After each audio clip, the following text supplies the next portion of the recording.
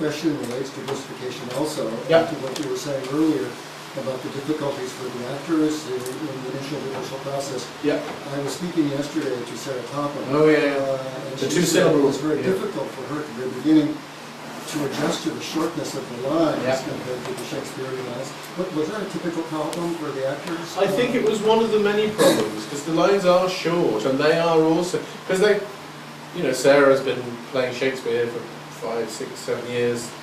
Jimmy Blennett's been playing Shakespeare for 20 years. You know, the people who've done a lot of Shakespeare, they almost speak in iambic pentameter. So they're used to this rhythm. 1, 2, 3, 4, 5, 6, 7, 8, 9. So they're used to it. It's in their bones. So acting for them is an iambic pentameter.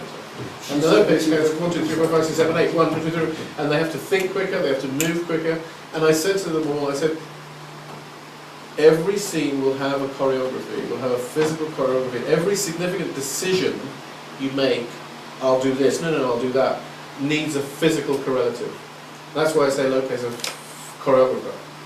Is that, I said you've got, and you, I don't know, I think some of the most emotional, some of the most, correct's the wrong word, some of the most compelling moments, I think, are when we combine the gesture and the word, when you really combine the right movement and the right word.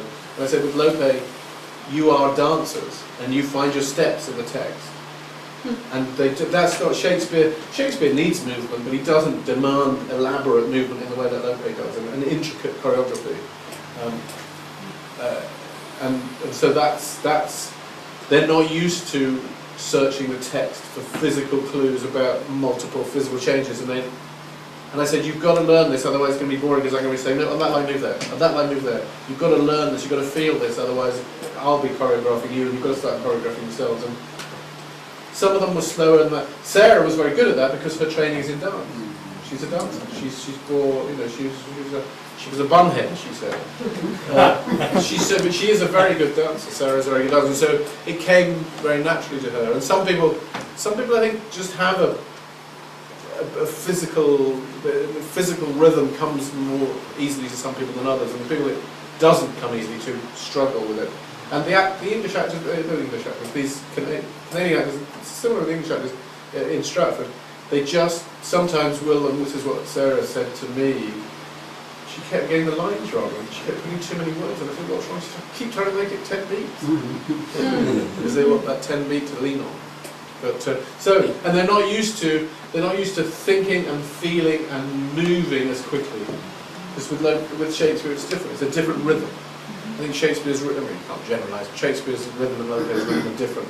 Lope is well, if you sit and listen, I'm rabbiting away here, but if you know, English, to generalise, English I think is a melodic language. You know, English is and I think Spanish is a percussive language. I think you need to find that percussive quality. The actors need to find that, which is another thing that they find. They go, I mean, other Spanish plays are looking, how do I change my mind again? I can't do. Why am I so inconsistent? When you're in love. And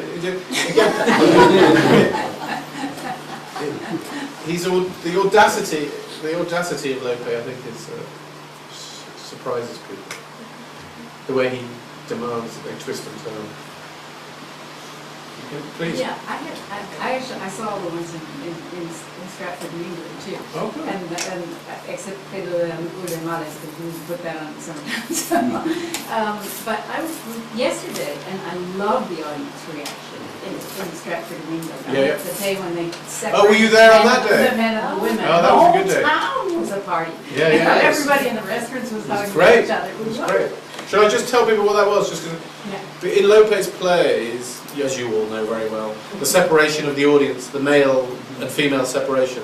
I have a theory, like Anne Elk in Monty Python. I have a theory that Shakespeare, for instance, Shakespeare, as a playwriting is a very practical business. It's a practical business. You've got to get the right words on the page to tell the story.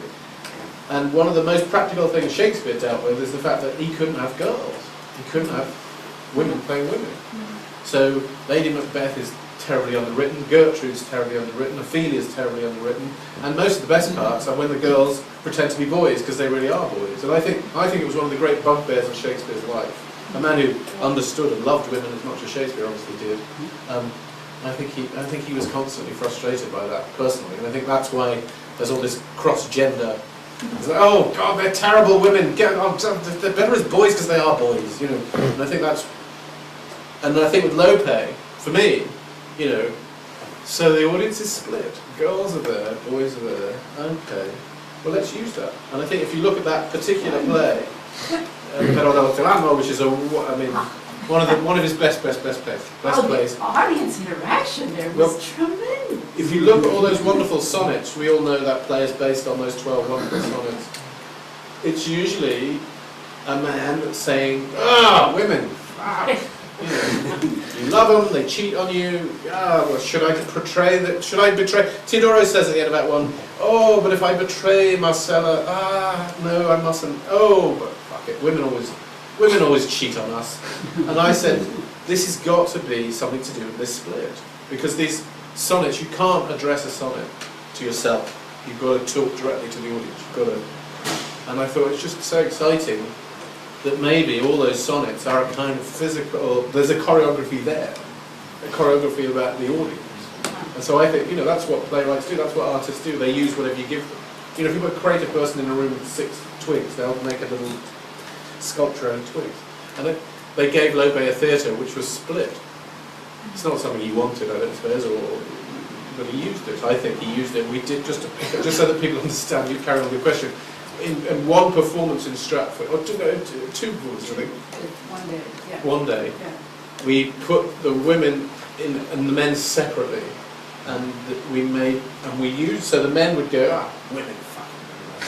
And then he'd say that to the guys, and then he'd look at the women, and the women would go, men break your heart, they're bastards, they betray you. And she'd say that to the women, then she'd look at the men, and it just brought a whole light. Yeah. You were there. I was there, and people, you know, and then there were even some cross-dressed people in the audience. There were some people. Yeah. I tell you what the problem was, is that so many more women go to the theatre than men. Yeah, and That some was of them one of wanted the to sit with their men. It was hard. It was hard. It was hard. But my question was yesterday, precisely in the Fuente speech, in the beginning of the play, I was nervous with how much the audience was laughing. And in his first speech? In Flores's first speech, yes. He was describing this elaborate thing, Yeah. and I didn't know. No, I'm not very happy with that. Yeah. I mean, I think it.